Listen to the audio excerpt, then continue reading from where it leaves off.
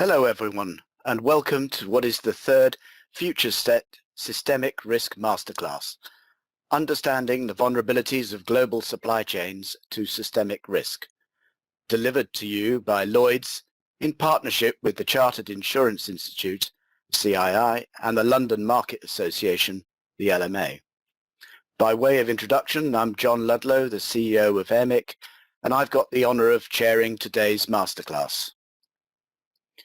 We have a fantastic agenda ahead, including what promises to be a thought-provoking panel discussion on the subject, and I'm delighted to be joined today by some of the industry's leading figures, including Frank Barron, Chairman of EMIC's sister organisation in Asia, Perima, and the Group Deputy Director of Risk and Insurance Management for International SOS.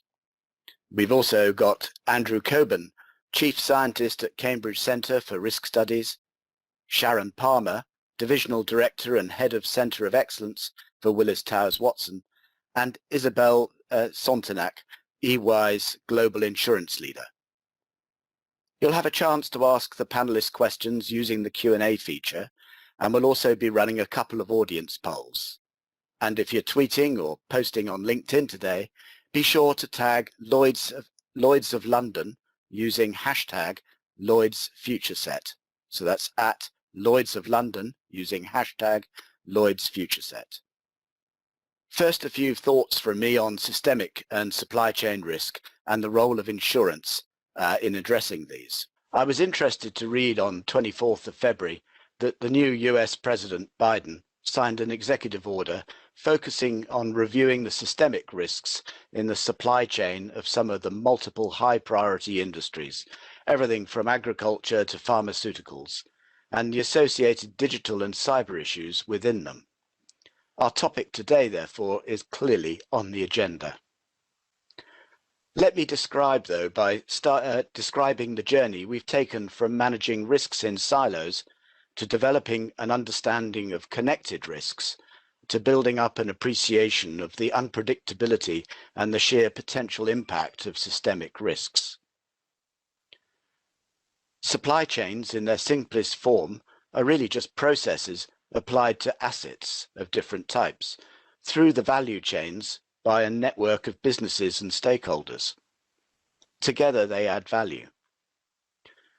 Our understanding of even a single risk to a supply chain has grown dramatically over the recent years. The variety of those assets we need to consider and protect has moved on from the physical to the commercial and now to the intangible assets that make up most of the value of our businesses. And we've learnt that impacts and likelihoods need to be assessed alongside the velocity of potential events and the possibility of switching to alternative suppliers and markets, and the importance of primary, secondary, tertiary, and suppliers even beyond those come into scope for the risk manager.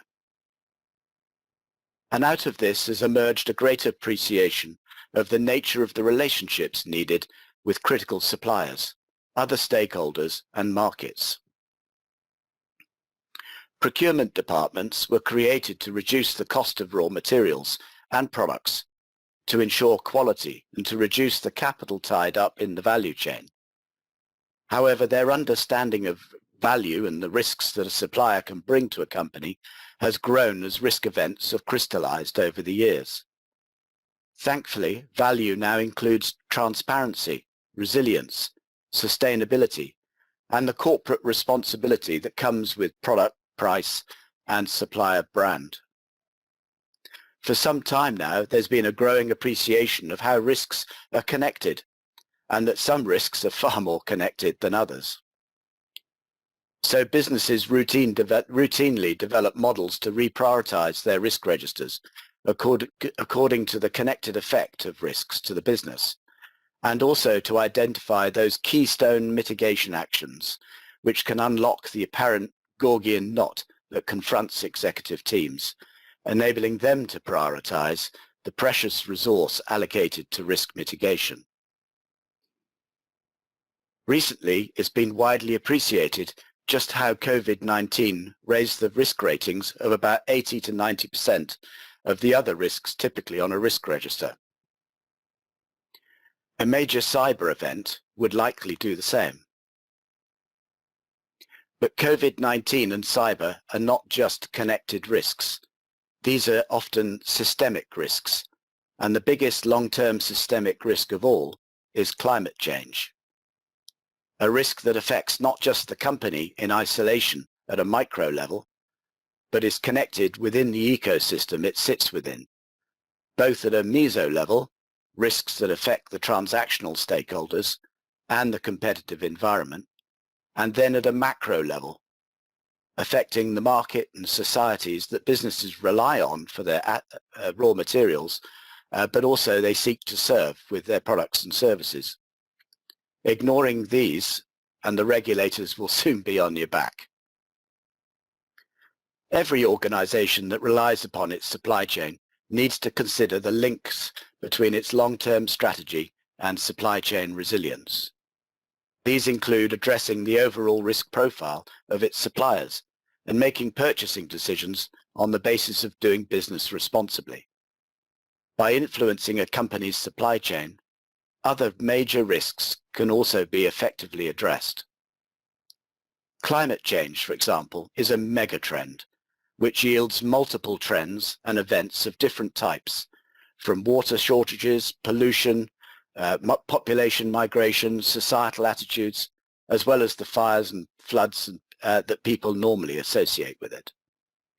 Only through understanding the risks and their connections to the supply chain can robust mitigation capabilities really be developed. Thus, the interchange between supply chains, society, and climate change is an interesting one of complexity, unpredictability, with systemic risk written all over it. So whilst individual businesses can take steps to mitigate the risk of supply chain disruptions, for example, by shortening their supply chains, improving visibility, reducing reliance on key suppliers, we know customers are also looking to the insurance industry to support them to increase the resilience of their supply chain. Supply chain cover today does exist, but it can often be complex to underwrite and costly to buy. Additionally, these products will need significant development together to support supply chain resilience against future systemic risk. Having affordable and accessible products and service solutions will be key to instilling confidence in businesses when facing the future. As an industry, we need to develop a wider range of solutions that can fill this growing need. But to do this, we'll need the data to understand the complex supply chains that already exist and the risks to which they're now exposed. I see this as a great opportunity for our industry to work with everybody, all the stakeholders, businesses, governments around the world, to develop a greater level of certainty on supply chain resilience amid a world full of challenges. So now let's set the scene with you and help shape our panel discussion. We'd love to get your perspectives on this topic. So please go to slido.com on your device and use the code 8471. That's 8471 to get to our audience poll. You'll see the questions come up on this screen as well as on Slido now, where you can enter your answer. Please don't type your answers into the Q&A feature. We'll use that later, as they wouldn't be included in the poll summary. I'll give you about 30 seconds for each question, following which we'll take a look at the results that come in. So the first question is, what are the most impactful risks that could disrupt global supply chains? You've got a number of different risks to choose from. Please choose the two that you feel cause the greatest disruption to supply chains.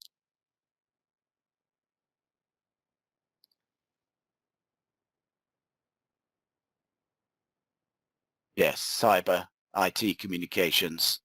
We've all become rather over-dependent upon that, haven't we? Wide-ranging damage, natural catastrophe, very obviously linked to climate change, in all its forms.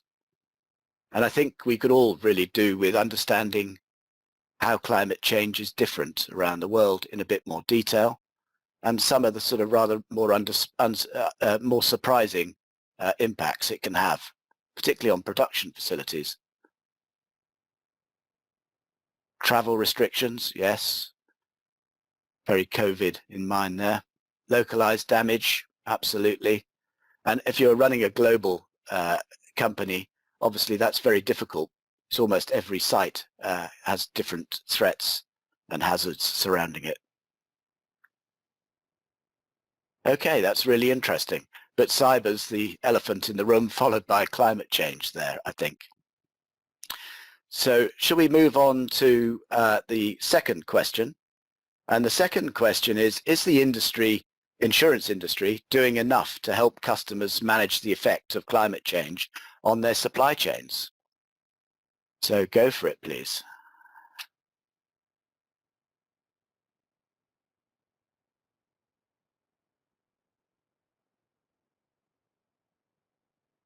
Yeah, the industry must do more. It's quite interesting, isn't it? I think also with systemic risk, it becomes acutely apparent that actually to really underwrite correctly, they must be more inquisitive. They must be embedded and intertwined with industry rather than just sell the financial products. Okay. Can we scroll up to the top? What's the number 2? I can't read what that is.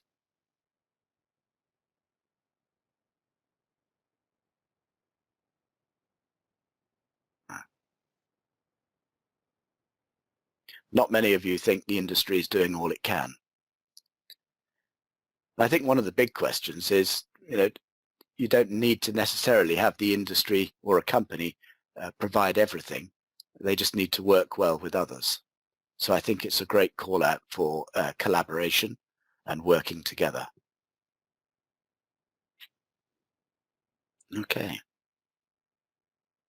So it's now my pleasure to introduce our panel, who I'll have the pleasure of chairing over the next 40 or so minutes. And as a reminder, we'll go to another audience poll at the end of that, and then open up for a discussion, which is your chance to ask questions of myself and the panelists. As I mentioned earlier, I'm delighted to be joined today by 4 leaders in the industry. The first is Frank Barron, who's the founding chairman of PARIMA, the Pan-Asian and Risk and Insurance Management Association, a sister of AMIC, and also he's the secretary of IFRIMA. And a lot of you may not have heard of IFRIMA, but it's really the Association of Associations. It's the International Federation of Risk and Insurance Management Associations. And he's also, his day job is Group Deputy Director of Risk Management and Insurance at International SOS, which is a leading medical and travel security service company, where he's responsible for all risk management and insurance activity. Our second panelist is Dr. Andrew Coburn. Andrew manages the External Advisory Board of Cambridge Centre of Risk Studies, coordinating the inputs of consumers of research into the Centre's risk agenda. And Andrew is the principal coordinator of the research programme on system shock at the Centre. Andrew is one of the leading contributors to the creation of the class of catastrophe model that over the last 20 years has come to be accepted part of business management in the financial service industry and of public policy making for societal risk. Our third panelist is Sharon Palmer. Sharon's an associate director within client analytics and technology at Willis Towers Watson, specializing in geospatial and analytical solutions for clients, with a focus upon risk assessment for natural catastrophe, climate, geopolitical risk, and supply chain management. Our fourth panelist is Isabelle Sontenac. Isabelle is the global insurance leader at EY. She's over 30 years experience working with large financial service organizations globally. In addition, Isabelle is an active contributor to the discussion shaping the sustainability agenda in the insurance industry, and is a board member and treasurer of Positive Planet, a not-for-profit organization for which EY is providing skills sponsorship. So welcome, Frank, Andrew, Sharon, and Isabel. We've got a lot of questions to get through over the next 40 minutes, so I'll get started. And as a reminder to the audience, we'll be inviting questions from you, so please use the Q&A feature to submit those. If there's a particular panelist you want to hear from, don't forget to include their name in the question. So firstly, a question for Sharon. Sharon, what do you see as the impacts of accelerating climate change, and how do you think this will affect the risk profile of businesses and their supply chains? I think the impacts of climate change will be that we'll start to see increasing events, and we'll start to see increasing acute and chronic impacts on supply chain. And I think because of that, we'll start to see systemic issues in terms of planning into the future. I keep thinking the key thing will be how different supply chains start to consider evolution of those supply chains, where they actually site locations, how they consider any potential productivity losses, higher costs, drops in revenue, and damage to reputation that may be part and parcel of those climate change risks that occur. Thank you. That's really interesting. And when they look at those sites around the world, looking at the capabilities in sites, because often you can make sure that certain sites in safer areas are multi-skilled or have multi-capabilities. And I think that's certainly something everybody could look at quite quickly. So Andrew, what do you think, to what extent should climate change be seen as a systemic risk? And does climate change risk compare with other systemic risks like pandemics? Yes, thank you, John. Climate change, in its concept, is of course not non-geographically bound. It's going to affect the whole world in very different ways. And of course, the science is still struggling to try and understand the shifting patterns of how increasing temperatures are going to drive different patterns of weather change and extreme events and the kind of disruptive catastrophes that we've seen disrupt the supply chain. But perhaps even more significantly than that, the systemic risk is coming from society's own steps it's taking to tackle this the changing climate. So the whole effort to decarbonize our economy. We've had people like Larry Fink, who's the chairman and CEO of BlackRock, one of the largest investors of all, saying that no company is going to be no company's business model will be unaffected by the change in that will be driven by climate change. So it's a very powerful change vector that is changing our society and businesses, and that's going to actually change the way that we emit carbon, the way that regulation and carbon pricing is going to change the way that the supply chains actually operate, and we're going to see societal demand and investor pressure, and technology change is going to be fairly dramatic within the next even 5 to 10 years. So planes and cargo ships and trucks will be very different technologies even within the next decade, and companies will be sort of under pressure to invest in those new fleet activities. So it is very systemic. It's going to affect many different parts. And of course, there are other types of systemic risks, such as we talked about COVID, and we saw cyber being one of those on the audience poll. So there are quite a number of things that are broader than sort of geographically constrained risks. Yes, that's really interesting. I mean, one thing COVID has taught us is that we live on one planet, and it's reminded us if we'd forgotten, and I think a lot of us had. And I think technology is another thing that really takes us to one planet, one community, and I'm sure we're going to have to learn that lesson hard and fast. Thank you very much. Frank, let's turn to you. What are customers' key concerns regarding their supply chains, and what do you think is driving these concerns? Thank you for the question. I mean, the very first thing is that I think I would have had a different answer a year ago. And so let me start by saying that when it comes to supply chain concerns for the risk managers of the, let's say, the community of Parima across Asia Pac is mostly right now driven by the accumulation of parallel crises we are into. I mean, you mentioned COVID-19, and obviously the sanitary crisis is obviously super topical and extremely impactful to supply chain schemes around the world and for Asia Pac. The challenge for us is the fact that it is coupled to an economic crisis. I mean, you mentioned the fact that we are sharing the same Earth, the same planet.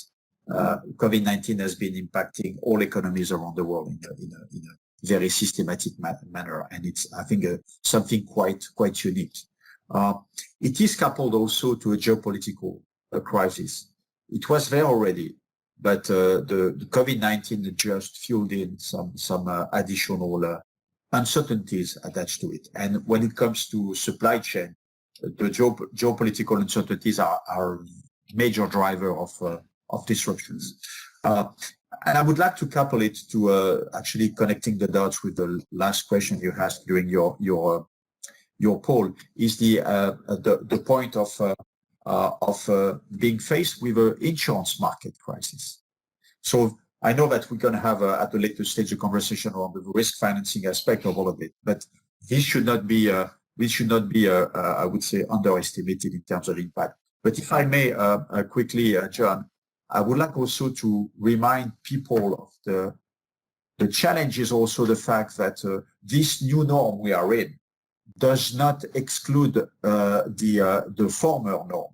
I mean by that, pre-existing risks are still there and are just piling up with the one I just mentioned to us. I mean, the supply chain complexity has been a major challenge to risk managers. The fact that we have developed, I would say, the globalization, the just-in-time, I mean, all the supply chain techniques that you can use to be seen as being, I would say, efficient and cost-efficient to your organization, is just highlighting the significant increase of I would say sensitivity and potential weakness to your supply chain.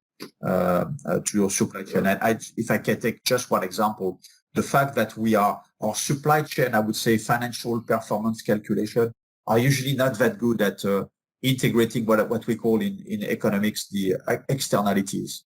So you may go for, let's say, this primary, secondary, or tertiary supplier somewhere, but their inability to cope with social aspects or environmental aspects will have obviously a clash or an impact to your own organization. And the price attached to this selection of the supplier is obviously not taking into account this type of risks.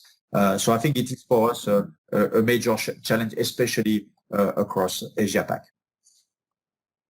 Yes, so the impact of culture and complexity, looking for the ultimate efficient supply chain, is just making it almost too hard to manage.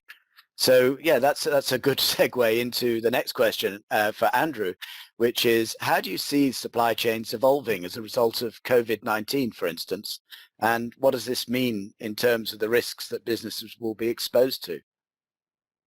Thanks. Yes, I mean, I think I think we could actually see a retreat from globalization, the assumption that supply chains can be sourced from anywhere in the world. I think we might see accelerating trends towards localization of sourcing, and which means supply chains will shorten, perhaps become slightly less complex, and the cost of supply chain, particularly when we start factoring in the carbon pricing that society might impose from climate change, you see the costs of supply chains could increase from where they are today. So goods with long supply chain become more expensive, and what we've seen from the COVID kind of disruption is that concentration on a single supplier has been highly disruptive, and you might see models that are moving much more to diversified and substitutable suppliers. So those are sort of key secular trends.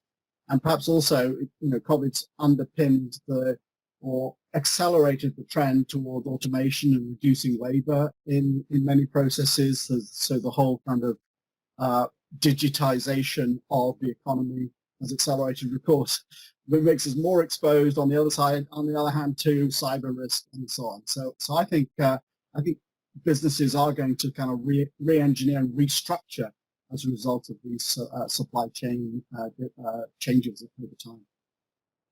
Yes, I remember when COVID hit, actually, I was talking to a member of my family, and I think I said something along the lines of, I think we've overextended ourselves in terms of globalization, and the pendulum's about to swing back. But as always, I think it'll pause and then it'll go again once we've mastered the problems.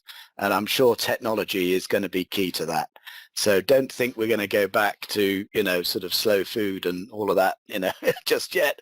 I'm sure the global supply chains will come back, but I think they've certainly paused and retrenched, haven't they? They will retrench first. That's really, really interesting. Sharon, if I could turn to you now, please. Mm-hmm. Are there particular characteristics of any supply chains that can make them particularly vulnerable to certain risks, such as extreme weather?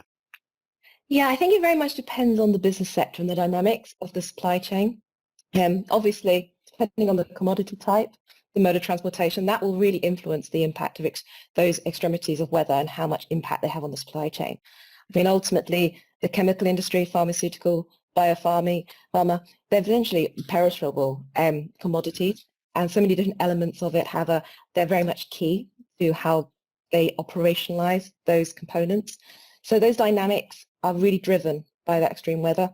And obviously, an event that can happen in Louisiana, and we saw a strong prevalence of storms last year, can impact a global supply chain. And I think it very much depends upon how dependent that supply chain is to those local characteristics. To your point around digitization of a supply chain and actually understanding how broad your supply chain is, they're key to knowing how you're dependent on those extreme weather conditions. And I think it's about being curious too. There's nothing to stop you asking, what's the crisis plan of your suppliers look like? What are the things that they're worried about in Louisiana or wherever? And then sort of think that through and think, all right, okay, if they're worried about that, maybe I should have another supplier somewhere else, or, that sort of thinking. I think it's about being curious and talking and working together and thinking through the common foreseeable threats to the supply chain. Interesting. So, Frank, how do you think the insurance industry does today in helping customers and wide society build resilience against natural disasters? How are we doing? You know me very well, John, so I'm a very straightforward and honest person. So I'm sorry for Sharon, who is representing the insurance industry or the broking one. I think that the insurance industry did a very terrible job at it, and I really mean it, because I think that I do value very much the importance, the social and economic importance of the insurance industry, and I think that we are completely missing the point here and the momentum and the importance that the insurance industry can gather to this whole debate. And if I can give you a couple of instances, very concrete ones. If you look at the insurance industry today, obviously, right now, fueled by the risk financing or insurance market crisis I alluded to earlier on.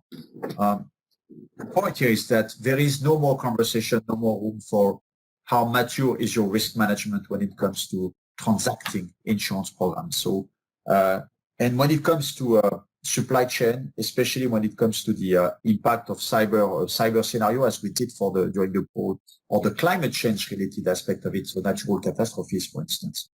There is, concretely speaking, and it's scientifically proven, there is, concretely speaking, risk management, risk mitigating measures that can be put in place to lower the impact of natural events, for instance. And if I can give you just one example, which is very close to my heart and to the region I'm representing today, I mean Asia Pac. We know for sure that, for instance, part of the natural catastrophes that we are suffering from in Asia, which, by the way, is the most prone region in the of the world regarding this, is, for instance, the creation of, or the development or the protection of mangrove forests, because we know that it's going to help to stabilize and also mitigate the problems when it comes from a tropical storm, for instance, or surge of waters. So that's very concrete. Today, the insurance industry is completely unequipped, politically speaking, or in terms of underwriting, to say, I'm going to value territories, organizations, we are going to implement such kind of things to lower the impact of natural events. And I think that's for me a very important thing. Another point which is very upsetting to me, sorry to be so honest with all of you today about this, is the political agenda of insurers when it comes to, or you know what, in my underwriting policy now, I'm going to ban certain, I would say, non-environmental friendly industries, which, by the way, by principle is, I think, the right thing to do. But where there is room for I would say, a transition, how do you help industries to go from one situation in terms of, let's say, gas emission things, for instance, to the right place? And just saying, well, from now on, because I want to be perceived as being a green insurer, I'm going to stop underwriting this risk. I don't think that it helps, because as we all know, especially the risk managers around the table, it is all about being holistic. By not supporting certain industries which are not good for the climate aspect of it, we are also deteriorating the situation when it comes to the social and economic aspect of it. So I'm also calling for let's transition. Let's forget for a minute about the communication and how you want to be perceived as an insurer, but let's do the right thing. That's my answer to you, John. That's interesting. I've always believed that, you know, a doctor needs a patient, you know, and there's no point in being a risk manager if you're only going to deal with healthy people. And I do also agree with you that risk mitigation and strong, robust underwriting is the route to the loot here, you know, just excluding all the risks and pricing accordingly. That doesn't really work for me. And I've been talking for a year or two now about the change in relationship between the insured and the insurer and the broker, and how that needs to develop into a roundtable discussion, taking people on a journey to improve risk mitigation. It's not something you can do on your own, or working by sitting in our respective corners, being transactional. Doesn't work. Okay, Isabel, what sort of insurance solutions are already available to help customers manage their supply chain risks? Yeah, maybe, John, before talking about the insurance solutions, I think it's important to have the customers better understand their risk before knowing what they should cover. And it's true that organizations are only as strong as the weakest link in their supply chain. And I think a lot of organizations realize that during the recent events with COVID-19 or Brexit disruption. It's important to notice that with COVID-19, 94% of the Fortune 1000 organization experience disruption in their supply chain. And in the same way as organizations have to know their customers, they have to know their suppliers. And I believe that the customers should focus on two areas. The first one is visibility, and you mentioned that in your introduction. We are currently seeing a structural shift towards N+1 visibility. So do I know the suppliers of my suppliers? Because the organization look to achieve greater transparency in the supply chain. And they need also to work on their agility. And greater supply chain agility is enabled through increased supply chain visibility, which gives the ability to make decisions based on forward-looking risk across the full supply chain network and to react to current and emerging risk trends. And I would say from a EY organization, we are supporting a lot our customers to have this better visibility and agility through tools that we have developed. I will just add to that, and you alluded also on that in your introduction, the political risk. And you mentioned the recent decision of the Biden administration, but I believe the customers should expect more political pressure on this topic. So now to come to the insurance solutions, Supply chain risks present a challenge for traditional insurance products, such as business interruption cover, which typically pays out in the event of physical damage.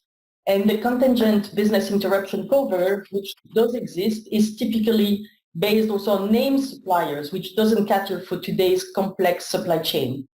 When it's available, end-to-end supply chain cover is often underwritten based on a set of average and assumption or through an extensive and labor-intensive underwriting process, which can tend to lead to higher cost of insurance. And as a result, it's estimated that just over 10% of businesses have insurance which fully covers potential losses from supply chain disruption. So despite this challenge, we see some pockets of cover and solution which do exist today to transfer or manage components of supply chain risk, like traditional products, including cargo goods insurance, integrated risk management and technology solutions, such as parcel temperature trackers, which provide real-time supply chain monitoring and data to support risk management and loss prevention, or the use of innovative product structures such as parametrics, which pay out automatically triggered based on a pre-agreed events, for example, an earthquake over a certain magnitude. But due to the lack of accessible supply chain cover, we also see a lot of corporates choosing not to insure part of their supply chain or taking on a greater proportion of risks through their in-house captives. And we believe that this is a trend which will continue. That's interesting, isn't it? I mean, I must admit, I think government's got a role to play in understanding their local risks. Insurers have a role to play with all of the data they've got. That needs a lot of effort to turn it into proper information which can be shared. The consulting to actually get into companies to get them to understand their risk. You know, there's so much to do, and it's got to be a collaborative effort. So thank you very much. Frank, what steps do the insurance industry, businesses and governments and communities around the world need to take to reduce the impact of climate-related catastrophes?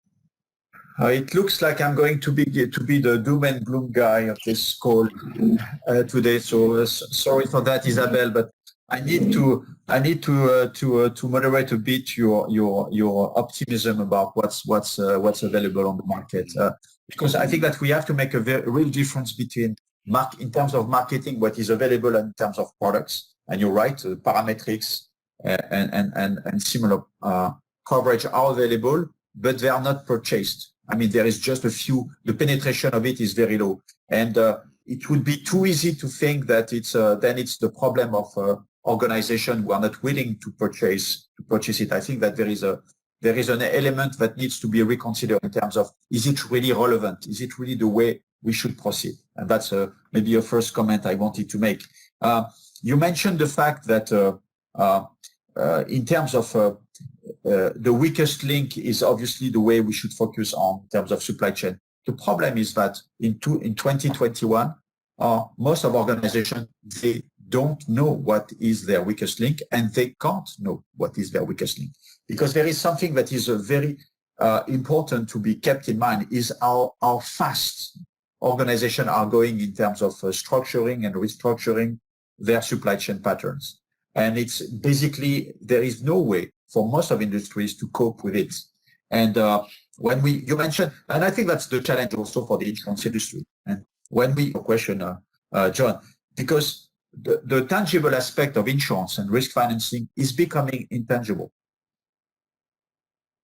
We don't have visibility on secondary and tertiary suppliers. We are going for offshoring and outsourcing. So things which were internalized, hence visible and tangible, is becoming completely intangible. And I think that COVID-19 just highlighted to all of us the fact that it's not about knowing what is going to happen next. It is about knowing how to react and how to adapt to what is going to happen next. And I think that to your question, John, there is obviously room for businesses, private organizations, insurance industry, and governments to collaborate together and find ways to risk finance certain risks attached to pandemics and catastrophic events and stuff like that. But there is there is, I think, a limitation to it. The limitation is, I think, it is for me extremely vital to have this type of schemes in place in the various countries. And in Asia, we have a couple of countries going there for, I would say, the small and medium-sized businesses and organizations, because they are not equipped to retain risks or to have, let's say, a sophisticated risk retention or risk financing programs in place. For the larger organization, there is no way to expect this type of schemes to finance the magnitude of the impact for them.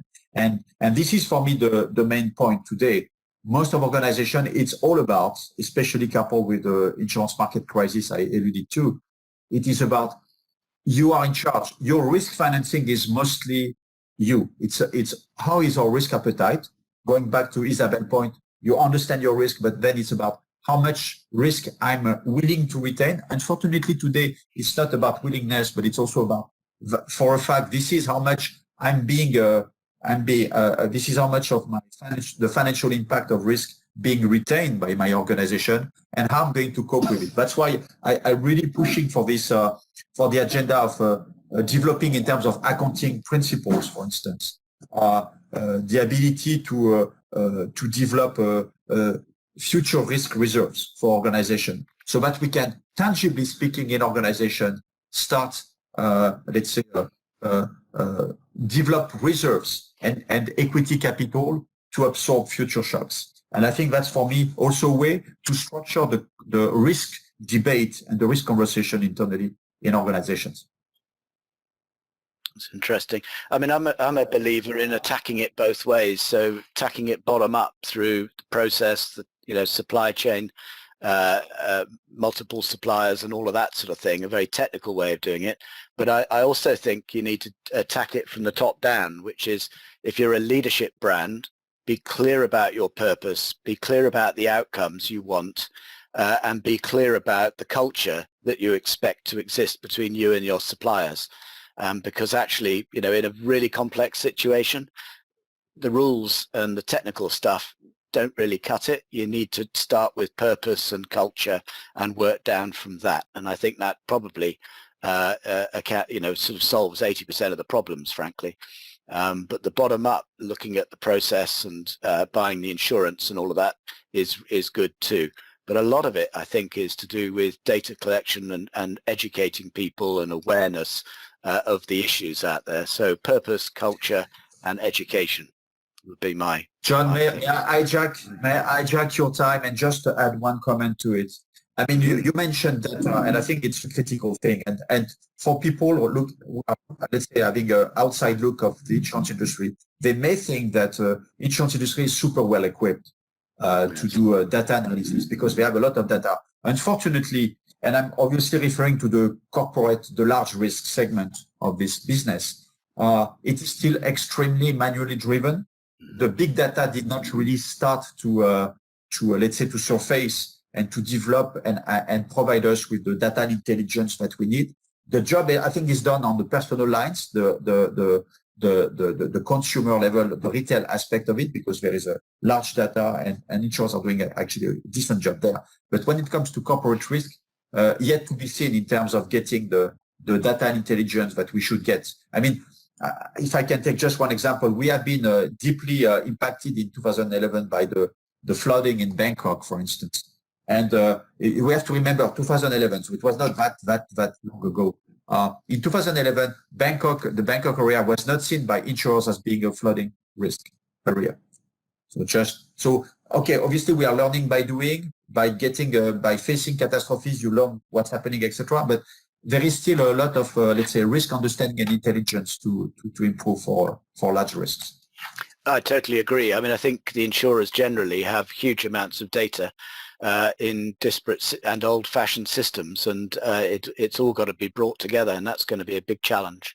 But I actually think the data can also be grown between companies and the insurers, so that in actually the insurers have got to understand what they're underwriting, particularly in a systemic risk environment, and in order to differentiate themselves, I think the insureds have got to share that data and share more detail about their exposure. And it's only then by working together on mitigation strategies you're actually going to make a difference. Otherwise we'll still be in a risk financing commoditized environment, which is pretty grim. Let's move on. Sharon, can I come to you, please? What techniques can the insurance industry and customers employ to model and understand the exposure of supply chain risks to climate change, from climate change? Well, I think we're going to take ourselves back to that data question, to be quite frank, around techniques. I mean, the ideal scenario would be that you would evaluate the interdependencies of different supply levels. First, second tier, you'd look for that high quality location information for supply facilities, and you'd start looking at business continuity plans. That would be the ideal. I mean, obviously, no one size fits all. Each supply chain has their own distinct DNA, is the way I like to think of it, with different strategic interests, dependencies, and different ways they've collected that data. They may have that information, but it sits with the logistics. It sits with the operational part of their area. And then if you try and think about to the future, which I think of as that third dimension, we tend to think very much in the now, but thinking towards 2050, 2100, you're maybe looking at a shift where your existing supply chains won't be there. So you've collected that information, but then you maybe need to think about the risk factors and how they will evolve in line with how your actual suppliers will evolve, and how you've actually looked at them in the past will shift that focus. And I think part of that is going to be looking at how you have compounded risk factors. We tend to think about climate change as acute factors such as tropical cyclones, increased flooding, etc. But then there's those chronic factors that influence those, and also the different reactions to those, such as geopolitical considerations, all of which flavour how climate change will affect and how we actually start to model our supply chains based upon that. So a number of techniques need to be put into play. The risk evaluation, making sure we've got that right digital twin, as many people like to refer to the supply chain analytics, but ultimately it's bringing it together so that it's an informed judgment for the future, maybe through scenario planning, as I think maybe Frank was alluding to. It's quite interesting, isn't it? I mean, people get hung up about the operational end of this. I think people also need to think about the strategic perspective as well. So, you know, operationally, yes, business continuity, understanding, you know, where your suppliers are and all of that good stuff. But actually, some of these mega trends are going to have huge impacts on societal views on companies and countries. And we need to think through, you know, what does our future company or product and services got to look like, or what are our markets, where are they going to be, if at a strategic level as well. And then, you know, tactical is about changing from where we are today to where we need to be tomorrow. And potentially there's opportunities as well. I think we always think of climate change as being risky, but and biblical, as someone was saying to me the other day. But I think it's the opportunities that are associated with that, which people don't like to flavour with climate change, but it's a consideration. I had a debate with somebody actually just on this point. They had a look at the script and they went, yeah, it's all very negative, isn't it? We're all looking at the problems. And where are the opportunities? And absolutely, you're right. And I think that happens at a strategic view. You know, yes, I mean, if you're hyper resilient, you will outcompete everybody because you'll be the only one standing, and that's fine. But actually, understanding where this is all going and shaping your business and adapting your business to be advantaged in the future environment, wow, you know, that's where you got to get to as a strategic risk manager. So yes, well, that kind of segues quite nicely, Isabel, into what are the key skills and capabilities that we need to invest in to develop the new solutions that can help manage this growing risk to the supply chains? Yeah, and maybe, John, I will start by saying, just to respond to Frank, I'm optimistic by nature, for sure, but I can tell you that we see the clients really working on their supply chain, and you said, Frank, you believe it's more and more complex. I think the trend over the last months is really to see how to simplify the supply chain and how to also shorten the supply chain to have a better understanding because a lot of them have had a quite bad surprise with a very small part of their supply chain that they didn't really pay attention to and which disturbs significantly the supply chain. Now to go to what needs to be done and how to have what are the skills and capabilities, I think as was said before, I think everyone agrees that there is a need to have more data. No doubt. And I would say on two fronts. The first one is how can we have more data from the customers on the supply chain itself? So how do you track more? How can you use maybe Internet of Things device to track your supply chain, to have more visibility and to have greater data? And the second aspect, and I think, John, you mentioned it, is how the insurance industry can share more data. Because obviously there are a lot of data existing, but today it's fair to recognize that there is not enough sharing of this information. Now, even though everyone would have the data on their supply chain and we would share much more of those data, I think there is a key issue right now, which is the standardization, the lack of standardization of data. And that is also something which is very important to achieve if we want to make progress on that. And Future at Lloyd's in particular is doing some work to address that through implementing consistent data standards for the mass market. So I would say data is critical, both from the customer side and from the insurance, but also skill set in the industry needs to evolve in order to leverage insights from new technology and data sources and apply this through innovative new products and risk management solutions. I think it requires more sophisticated analytics, actuarial and underwriting capabilities to understand exposures. And also, I think it's a very good opportunity for the industry to move towards more prevention, loss prevention and risk advisory services. So here as well, there is a need to have loss prevention specialists, if I could call them this way, who can offer tailored advice to their customers. Absolutely. I couldn't agree more. It's having the right data and then doing the analytics to get the sort of right information that can be shared, and then you get insights. And I think if we do some of that rather than just sell products, we would make some progress here. So thank you very much. So lastly, let's just move back to Andrew. What are the key learnings or approaches should insurance and risk management professionals be taking away from this discussion and implementing within their own organizations?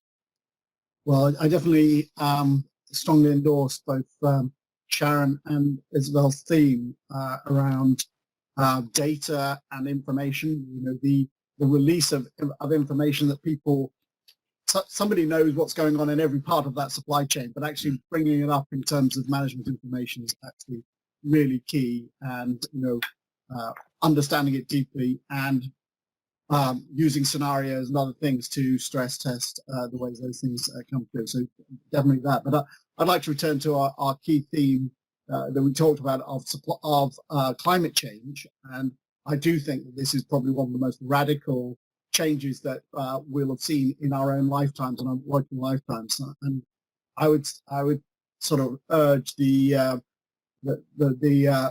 insurance and risk management professionals to prepare for a modification of almost every business practice that requires energy use today. You know, sort of societal pressures are going to be very hard, very strong to change these natures. There'll be changes in regulation. There'll be new waves of litigation that are going to form change. We're going to see carbon pricing at much higher prices. We're going to see customers demanding sustainable practices, and we're going to see changes in companies' reputations. And I would say a lot of things to do with disruptive new technologies are going to play quite a key role. And and from where I sit, I think one of the most powerful agents of change is actually going to be investors. The investors in financial markets kind of applying new rules about who they give capital to. And that's going to cascade all the way down the food chain and will change almost all the business practices. And as a result, we're seeing businesses already pledging to become almost all major businesses, large businesses now have said, yes, we'll sign up to some kind of net zero pledge. We will become net zero. And many, typically somewhere like 2050 as a target horizon. Some of them 2060, some of them more aggressive 2040s. And many of them are actually saying we'll halve emissions by 2030. That's only 10 years away. So that change process is actually almost unthinkable, just how different that cascade is going to change it. So that is going to have radical changes on geography and the business returns and the return on investment of supply chain and logistics. And I think just getting planning for that and thinking about that, I would urge is the single most important key learning from today, I would say. Thank you. Thank you very much indeed. And thank you all. What I'd like to do now is, before we move on to our audience discussion, I'd just like to run another poll with you. Same as the first round, please go to slido.com on your device and use the code 8471 to get to the audience poll. You'll see the questions come up both on this screen as well as on the Slido, where you can enter your answer. Again, please don't use the Q&A. We got great questions coming up there, but use Slido, please. I'll give you about 30 seconds for each question, following which we'll look at the results coming in. So the first question: what role should the insurance industry play in helping customers manage their supply chain risk?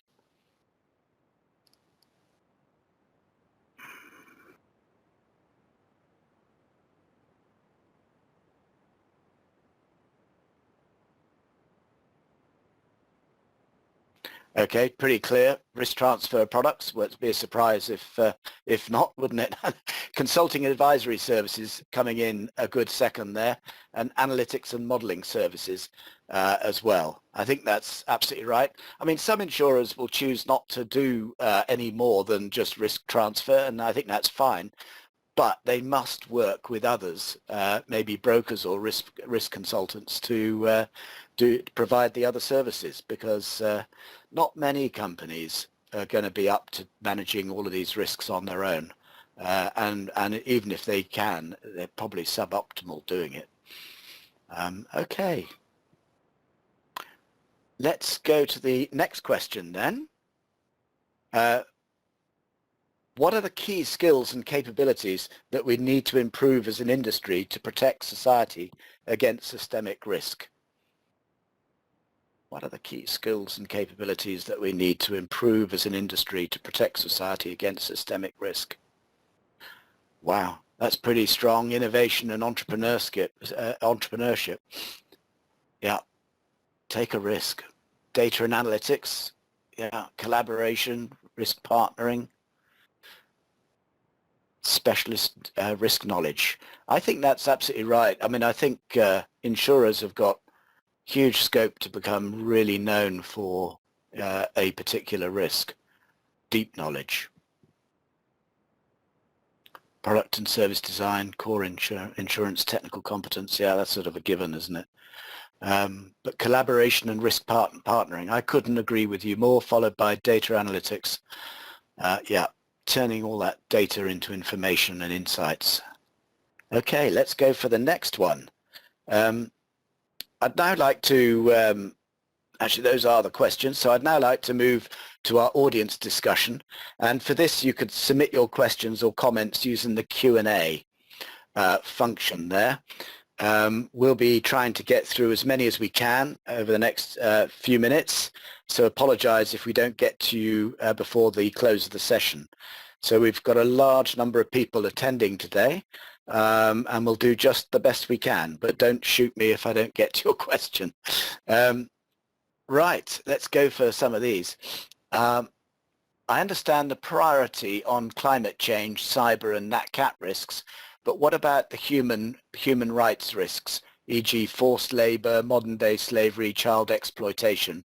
How can these be dealt with, and how can the insurance sector help? I mean, this is a risk very close to my heart. Many of you probably know I'm trying to, I sit on the board of a charity looking at modern day slavery. So thank you for whoever asked this one, but I'm not going to answer it. I'm going to ask Sharon or Isabel to comment on this one first. Should we go with Isabel? Yes, so obviously a very important topic. I would say that comes first to understanding who are your suppliers, what suppliers they use, and ensure they don't they don't use suppliers with child as a labor, etc. What we see is that we now have customers who ask their suppliers, to take very strong commitments, and so to have KPIs that they follow to ensure that what they don't accept is really met by their suppliers. So that's an important one. The second part of my response would be on the commitment that more and more companies, including insurers, take on ESG, and you see, and the S obviously is on the society impact, and you see more and more communication on this topic, of companies which say we don't use suppliers doing that. So I think there is more and more attention on this topic, and again, with the right KPIs and the right knowledge of suppliers, you can better address it. But clearly a big risk, and the reputation risk is huge, I would say, more than the financial risk on this one. I think that's absolutely right. So ESG is the current sort of thing going on in the boardroom. They've clustered all of this.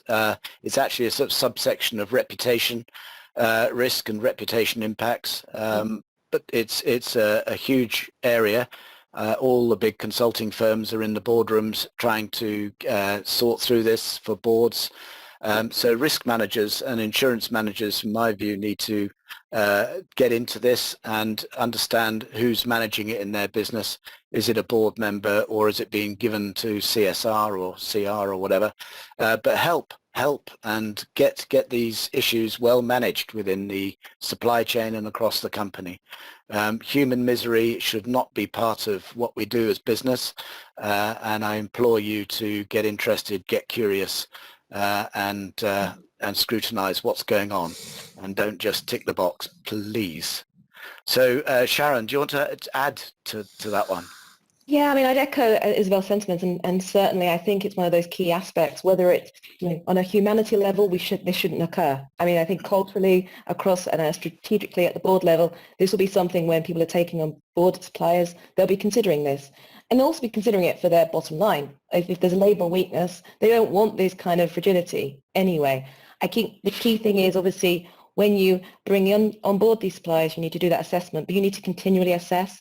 You need to continually look at how that political situation is evolving. You can't simply put in place these considerations but then stop monitoring. And I think that is the potential danger with supply chain, that it's constantly, it's a living organism. That I think Frank mentioned it earlier, or it could have been Andrew, in terms of how supply chain is so dynamic. It's not sort of frozen in time. And I think that's probably how it needs to be considered to this particular point. Okay, thank you. Frank, go on. Yeah, John, a couple of comments on this one. Here again, this one is also very close to my heart, and representing Asia, we know that there is a lot of countries we are seen as being the usual suspects of this type of problem. But a couple of things I wanted to share. First of all, there is for risk manager a need to review the compliance aspect of it, because the way this, let's say this risk is managed in terms of compliance, in terms of asking, auditing suppliers, etc., does not, I think, provide the real picture about the risk itself. And I think that the compliance, when it's too compliance driven, then you are from time to time we may miss the point. There is another element, and here again, I'm not saying that I'm in favor of slavery and child exploitation, obviously, but we have to consider what's happening right now.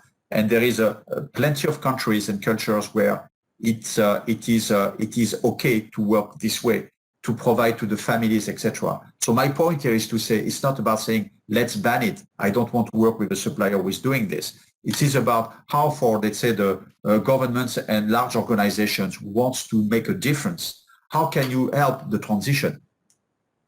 Because this is what we are talking about here. How do you transition from a situation which is not acceptable to one which is going to be, I would say, acceptable for organization? There is another element which I think is very important, is the fact that we tend to have, and again, I'm supposed to be based in Singapore today. I'm not for COVID-19 reasons, but a lot of Asian countries are not very happy the way European countries and North American countries are looking at them. They are usually very, I would say, judgmental about the way they do things. And it's true that if you look at our countries, I'm French, for instance, well, I can see pockets of modern slavery in France as well. So we should not be seen just as saying, oh, because it's happening in Pakistan or in India or in China. It is also happening next to our door. I mean, if you look at the way maybe certain of let's say the players of the digital economy are using the for instance I don't know, the taxi company. I mean, the digital taxi company. I'm not going to name companies here, but a food delivery company. There is definitely a lot of things that should be done to provide people with a decent working environment and working benefits. I couldn't agree with you more. In the UK, we have modern day slavery going on. I'm not saying that those delivery companies are quite at that level, but they are obviously on the way down through society, aren't they? But we absolutely have real modern day slavery in the UK, as every country does in Europe. And also we tend to export it too. We tend to sort of, have handbags made in Romania or Albania, where things happen that shouldn't be happening, and huge issues going on. So be curious and don't just tick the box. I think a lot of this comes back to be human in your supply chain. You know your purpose as a company, you know your values, you know the behaviors you want, and be curious and go look and understand what is really going on. And whilst I agree with you, you can't just walk away from anybody that's got a sniff of this. You've got to be clear about what you stand for and what you expect. And yes, you can travel in hope. I've always believed major corporations working around the world, of course, they have to work with people at many levels who they probably would prefer not to. But your job as a leader in the world, hopefully, is to take people with you, and you travel in hope with some people. But you do have to verify trust. That you have to go back and check. Don't just say it's okay, I'm sure they're better than they were 20 years ago. You need to make sure, leaders have to make sure their disciples are following them. So validate the trust that you place in people is my plea to you.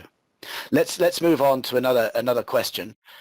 When it comes to knowledge about supply chains, threats to production and sales, the insured should know better what can happen to them than the insurers. However, they always seem to be too optimistic and then surprised by the actual damage. Your views. Let's go to Andrew. Yes, definitely the insured know a lot about their own business and know better than the insurer does. But the insurance industry has had a long.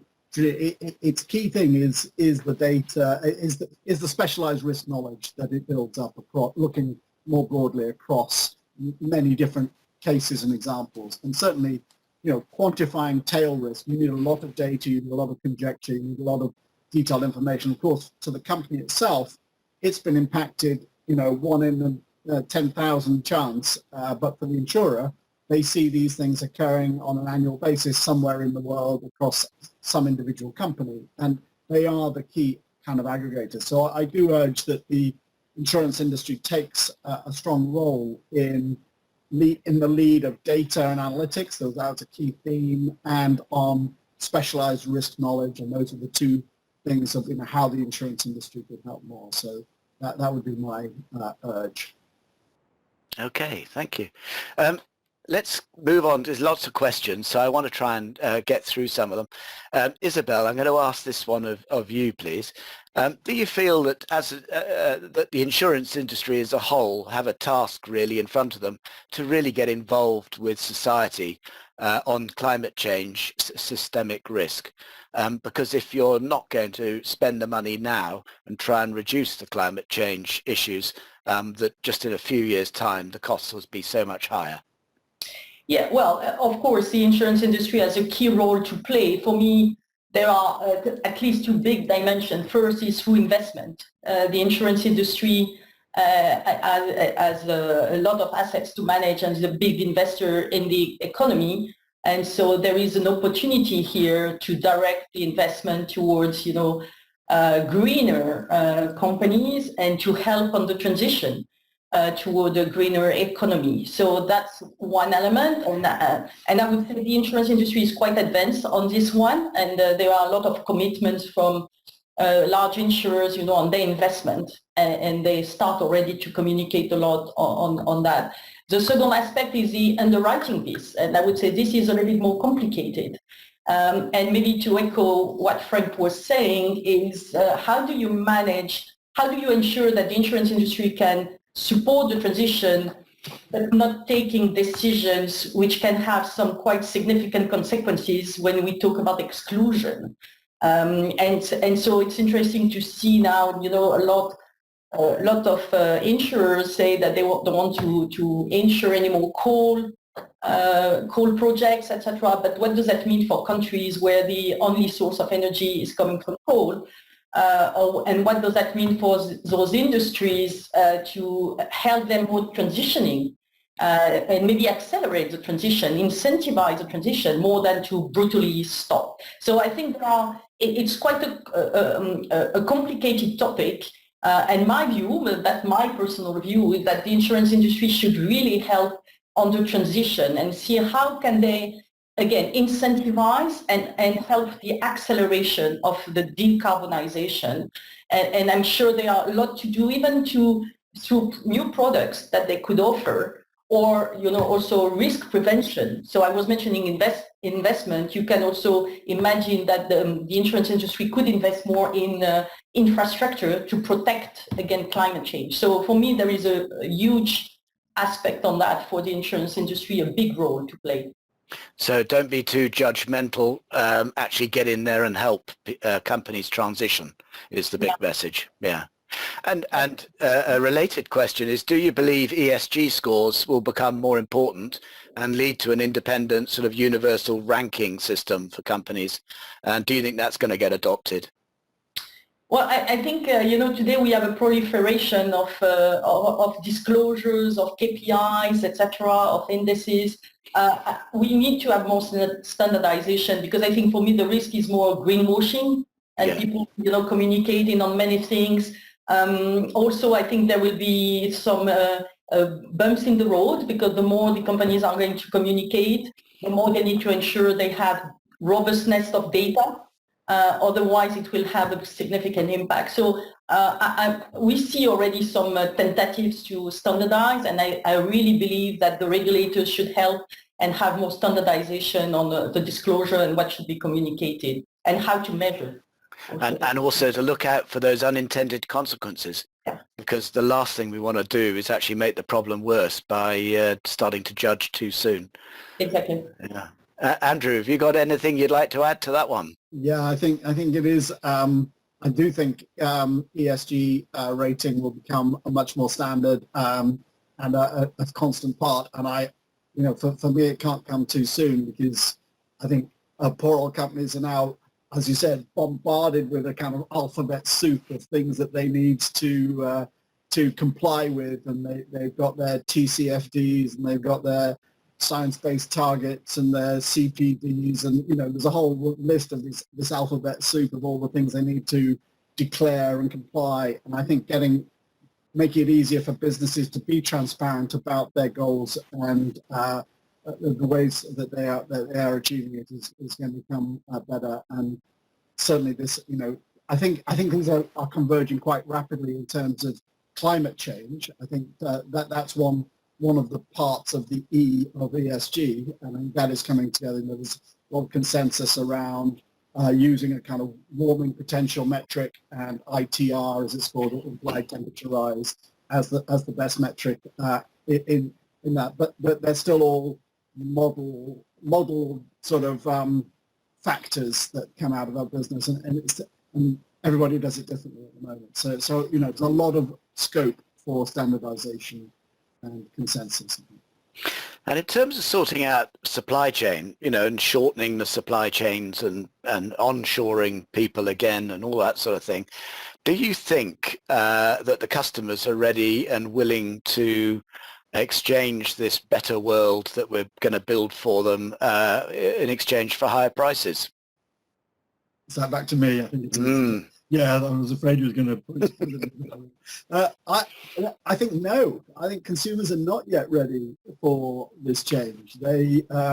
Most surveys of what's known as the sustainability premium suggest that, you know, consumer in the street is prepared to pay 2% or 5% as their maximum amount for a product that is the same but otherwise more sustainable, and they're not prepared to pay for the kind of impending process. If you understand, the price of carbon today around the world is around $2 per ton, and people like the IMF are suggesting that in order for us to reach the Paris Agreement, we'd need to be $80 per ton. And that incremental, that taxation or the pricing burden to come through that, you know, somebody's going to wear that, and it will ultimately end up at the customer's door.